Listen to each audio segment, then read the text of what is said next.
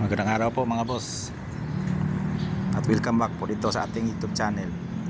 Dito sa video ito ay meron akong i-share po sa inyo itong ginagawa naman dito na workboat. Ito yung parang guide sa ginagawa naming dredging na equipment, or yung pangpalalim sa dagat na taga-hukay po siya para yung dagat na ito sa port area ay lumalalim, para yung mga barko na dumadaong ay hindi naman sila masakit, bali yung mga malalaking barko ay pwede na po silang makadaong dito sa ating port. Ito po yung hindi po siya na symbol, ito yung pinaka-guide na boat na medyo maliit siya. Dalawang bangka po siya na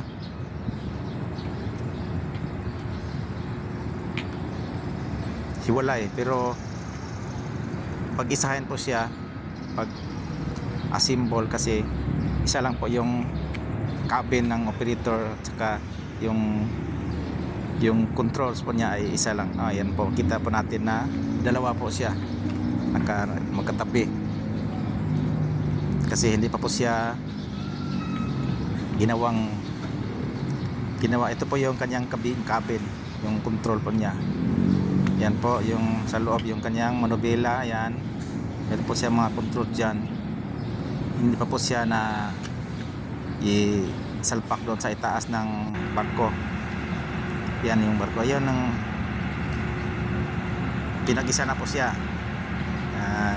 Ginawa na po siyang isa, sinalpak na po pati yung kanyang cabin, yung kanyang crane, andyan na po lahat. Pali po kami ay nag-assist lang po kami sa mga Chinese na gumagawa yan, kasi doon po sa galing po China yan binili, pero bago po yan, kaya mga Chinese po yung simple yan. Kami assist lang po, tapos po yung kanyang ilise, yung kanyang saka yung kanyang guide sa pag maneuver. Yan po mga boss, dalawa po, kasi dalawang bangka po sana yan pinag-isa, dikit po para maging isang buo. Yan po yung kanyang cabin na may condition po yan mga boss.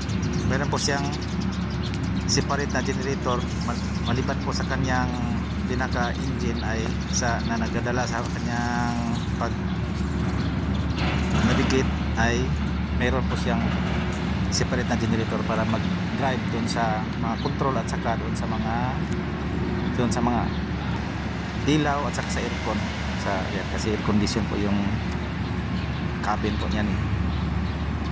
Yan po mga boss, pinatong po sa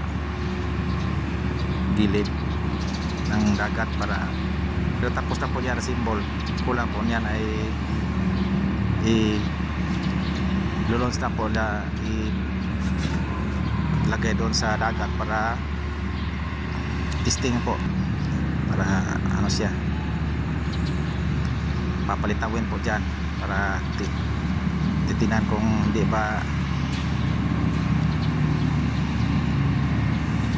yan malulunod. Tapos yan po, at nilagay na po sa dagat mga boss. Ayan,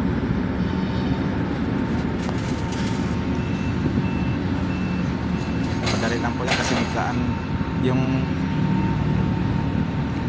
pag buhat yan ay yung red stacker ay kaya na po yan buhatin, kasi magaan lang po yan mga boss, kasi maliit lang po na bangka yan.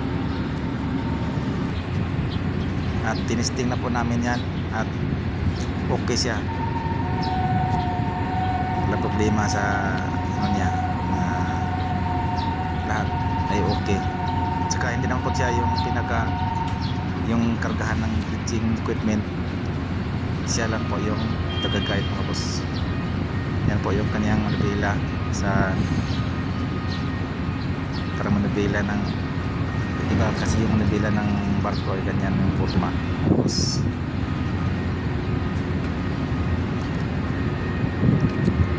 yan po yung kanyang generator, separate para nag-drive.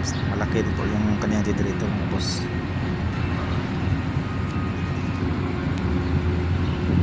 Yan po yung kanyang crane. Yan. Meron po siyang buya para sa ganyan po yung kasi yung barko ganyan yung color orange na bilog.